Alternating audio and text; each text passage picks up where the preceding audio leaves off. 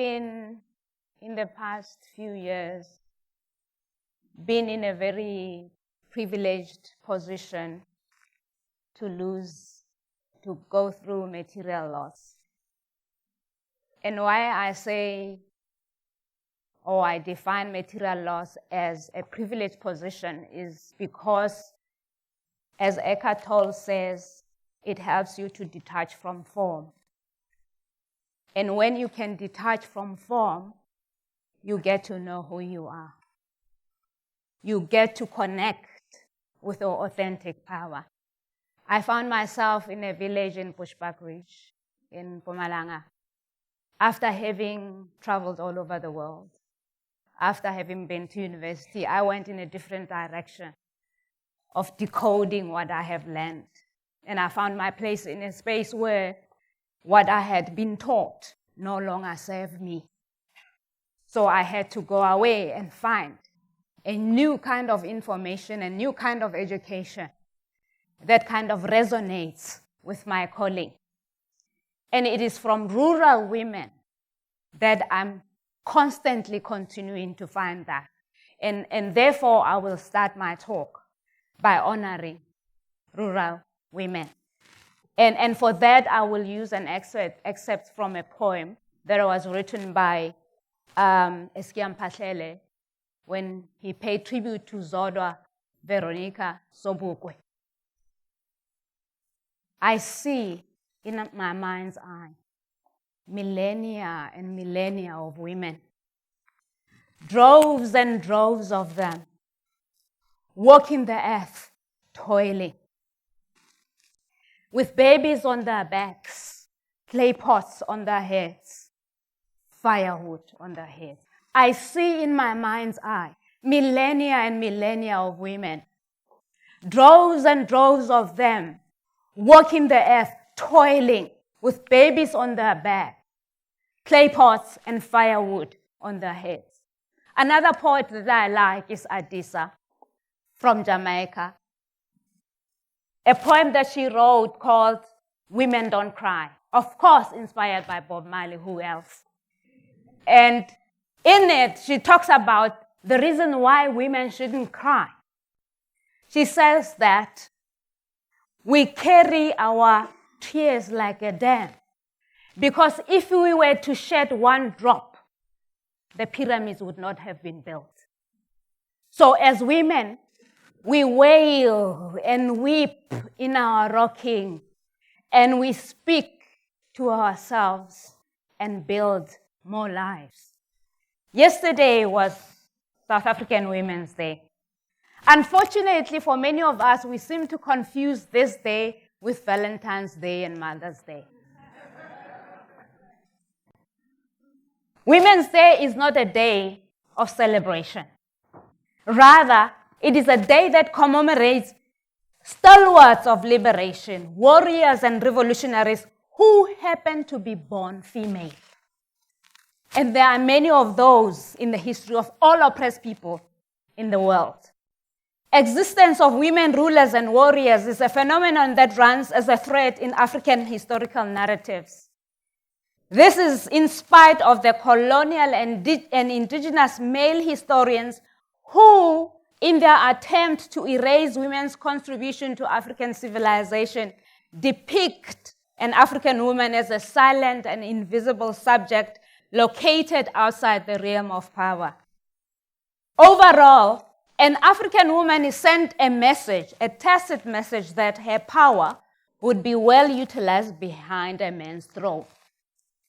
Across Africa, political rallies always depict images of women dancing to the rhythm of a male leader who may well be an incurable patriarch. In the same way, African women's political participation is often limited to one that serves patriarchal agendas. With that out of the way, let me attempt to get to the essence of the day. What if Africa colonized the world?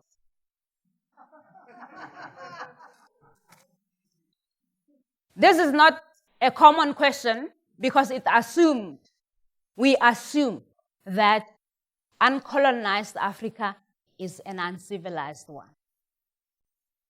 If you don't believe me, ask David Bullard, who wrote in a piece in 2008, who asked about what state would an uncolonized Africa be today. Yesterday at OR Tambo Airport, I met one of my colleagues, and he asked me, what are you going to speak about? I said, I'm going to speak about what if Africa colonized the world. And he laughed. He said to me, you will have to live a very long time to answer that question. And so because I do not want to end up as a stubborn, irritable, wrinkled old woman who's forever complaining about the dark continent, so I decided to change. What if Africa was to remember its true greatness? Remember what? That's the question. Attempting to answer this question in a matter of minutes is, of course, an impossible task because Africa is not a village, but the second largest of Earth's 7 continents, covering over 23% of the world's total land area. It is impossible in this short talk to speak on a subject of such multiple dimensions and a history that is interlinked to that of many other continents across different time frames. To many of us, Africa is a continent of corrupt leadership, poverty, war, and disease. In our analysis of the state of Africa, we consider, but we fail to counter the real impact of numerous catastrophes that Africa has been through. The story of Africa's underdevelopment is one that's been well told. The tragedy is that even up to this day, we continue to see ourselves in the mirror that was brought by the ships. Even today, we still argue, for instance, that the failure of delivery of textbooks in Limpopo is linked to the arrival of dromedaries, reiger, and goedehoop. In our discussion of our barbaric mistreatment, the pain is locked in our mental fiber, and we therefore fail to recreate ourselves anew. After all, as Chinua Achebe eloquently puts it, suffering can also give rise to something beautiful. In other words, painful history can be transfigured into one that makes us wiser and more upright and resolute. After decades of colonization, the right to vote and having black presidents does not necessarily signal an arrival in the halls of freedom. The ultimate goal of returning and functioning from the memory of who we were when we were in power seem to elude us. I write in my forthcoming book titled Time is Upon Us, I make a distinction between being in government and being in power. When you are in power, you know that you are in power. You cease to function from poverty thinking, which is characterized by disconnection from the source, lack of respect for life, greed, corruption, poor standards of service delivery, as well as protecting the rich at the expense of the poor. A person who is in power understands that the object of thought, as described by James Allen, I quote, is to stimulate men and women to the discovery and perception of truth that they themselves are the makers of themselves by virtue of the thoughts which they choose and encourage. That mind is a weaver both of the inner garment of character and the outer garment of circumstance. And that as they may have woven in ignorance and pain, they may now weave in enlightenment and happiness. It would be impossible, ladies and gentlemen, to spell out in this short time who we were when we were in power. Of course, one distinctive feature that runs as a thread in the African thought is the power of primal unity, which many of us refer to as Ubuntu. This signifies oneness of community and wholeness of existence. In its application to leadership is aptly described by the writing of Kanga, who wrote in his publication, Kemet and the African Worldview, I quote, "If you are a leader and command many, strive for excellence in all you do, so that no fault can be found in your character." Close quotes. Similarly, the instructions of Ptah on good governance, as inscribed in the Shabaka stone texts, read: 1. The quality of good government is a function of the quality of the office holders. If good men hold office, then the government will be good. 2. Right acting, well-balanced individuals result in a just and well-balanced government. 3. Such wisdom, 1 and 2, such wisdom can be ignored only at the detriment of the nation. Other than ethical African leadership, I could go on and speak about many other features of Africa's wonder. If we take, for example, medicine, both the doctor and the patients are held together within an infinite healing cosmic field. In such a context, the healer submits to a power that is more than oneself. African medicine, therefore, goes beyond the conventional space-time continuum to submit and surrender to the primal unity of all creation. If I had time, I would also tell you tales of Africa's deeper knowledge of astronomy and its relevance to people's rites of passage. This connection is confirmed by Thebe Medupi, a rural boy who grew up listening to his elders' stories of creation and later went on to study for a doctorate in astrophysics. Medupi tells of a story told by his grandfather about a bright star called Naga, which marks the beginning of winter. When people saw the star, they knew that it was time to initiate and prepare young minds for a new phase in their lives. Later, when Medupi went into his astronomy studies, he learned that Naga is called Canopus, which is the second brightest star. I could also tell you about African people's intimate connection with the environment. According to African wisdom, people must treat land well because it is not given to them by their parents, but it is loaned to them by their children. This philosophy means that humans are placed on earth to serve as caretakers of creation for future generations. This applies to how we can relate to animals, plants, minerals, and elements such as water, fire, and air. To fulfill this critical role, environmental education was assigned a central role in the curriculum.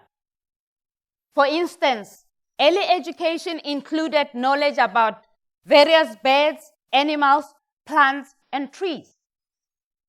Many of the folk tales are about animals and plants and other aspects of the earth. Identity and personal development was also based on nature. For instance, the practice of totemism. My totem is a baboon. My praise poetry is filtered with stories of animals. Ke mogolo ke noši wa ba manyane ma ya bokgolwa go a go tlhama lesika la ba ramotse ya manyane. Ke kgakgathiba ya bo seraka serakalela letsebogong la bonkoto. Ke nna setlola mafura a phofu mafura a kgama mafura a sebata segolo ntse tlola ke pora mokolokolo manyane. Khomolla in that it depicts my relationship with nature. But it's a poem. It's my family poem. All these teachings are founded on the attitude of oneness and unity of all creation, which acknowledges that life consists of a web of interdependent layers with which human beings interact. According to these teachings, sustainable livelihood cannot be achieved without upholding values of mutual interdependence and intergenerational equality. If I had the whole day, I would ask you to sit around the fire and tell you stories of Africa's ancient dance with mathematics, physics, botany, architecture, chemistry, science, and technology. In the words of Chancellor Williams in his book, The Destruction of Black Civilization, he says, "For these early blacks were themselves a great people, excelling in many fronts from a line of builders so distant in the past that it seems to have extended into the Stone Ages. It was a society of scientists, scholars, organized religions with organized priesthoods, mathematicians, scribes, architects, engineers, standing armies and generals, stone and brick masons, carpenters, artists, sculptors, cloth makers, farmers, teachers, gold and silver smiths, blacksmiths, and so on through the widest spectrum of an advanced society. It is clear from this that we, the children of Africa, are not born of a people who were unfamiliar with greatness. We do not come from a people who did not know about the existence of the Supreme Being. Now, the question is, if we come from such noble and great minds, why are we not free to be noble and great? Paulo Freire talks about freedom as a conquest that requires ejection of both the oppressor and the oppressed mentality. An ejection of the oppressor involves a construction of a society that ceases to dehumanize. The problem is once the oppressor is ejected, the oppressed might find it difficult to be human outside of the confines of a rebellion against a dominant consciousness. This is because the oppressed may be accustomed to an identity which is defined by struggle and antagonism. In other words, the oppressed is accustomed to fighting against being denied his humanness as opposed to being freely human. The time, I think, has come for Africa to get over its colonial hangover. Interestingly, hangover is called stlama in township language. And in Sesotho, to tlama is to bind. A person with a colonial hangover will therefore remain bound. And to find relief from the hangover, he is compelled to ingest more and more of the same substance that caused the hangover in the first place. An explanation of this also has relevance in African medicine. In Sesotho, it's called sejeso. The explanation behind this is that an ingestion of something that is foreign to the body affects the entire system, and the affected will therefore not be able to function optimally. To be healed from this condition, the affected may be given some herbal mixture that might either induce vomiting or purify blood. And I'm using blood here, literally and metaphorically. One of the challenges that I think we're facing in post-colonial Africa is to review how we recreate a thriving state of mental bondage. Let me conclude by asking a few questions. And maybe these questions will jolt us into a memory of what it is like to be free and what it is like to be great. What does a free person look like, think like, and act like? What are his motives, wishes, and desires?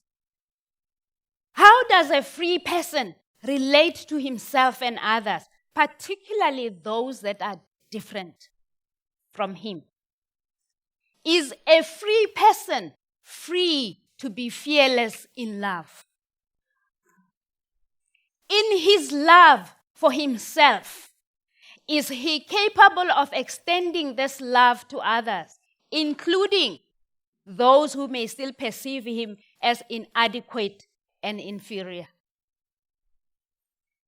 Is love for blackness synonymous with hate of whiteness? Is hate of oppression the same as love for freedom? Is it possible for the oppressor and the oppressed to assert themselves to a point of mental and spiritual emancipation? After political revolution, is there room for evolutionary love? My final question is, what about love?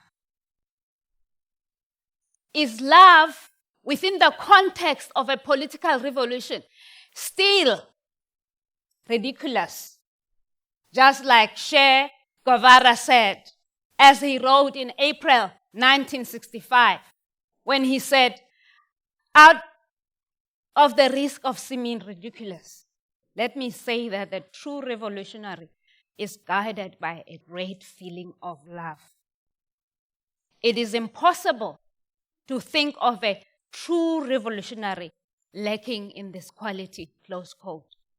I had an opportunity where I live. I moved from Johannesburg. I now live in a small town of White River, some of these verkrampte towns. Are actually the best place to go and live if you are prepared to learn. I'm in a wonderful space where, I related to you so much, Lee, when you spoke about coming to a point where you raised the flag and it was a moment of being alone. Victory is a very lonely place. Enlightenment is a very lonely place. So I am in a space where I'm pushed every day to learn to function from my greatness. If I, the African child, does not acquire courage to become great, how is Africa going to be great? Final question for you. What is your greatest fear? Lee asked, what is your addiction? I'm adding to that. What is your greatest fear? I urge you to take the first step towards coming face to face with your greatest fear. The seed of your liberation as a soul lies in that confrontation. Thank you very much.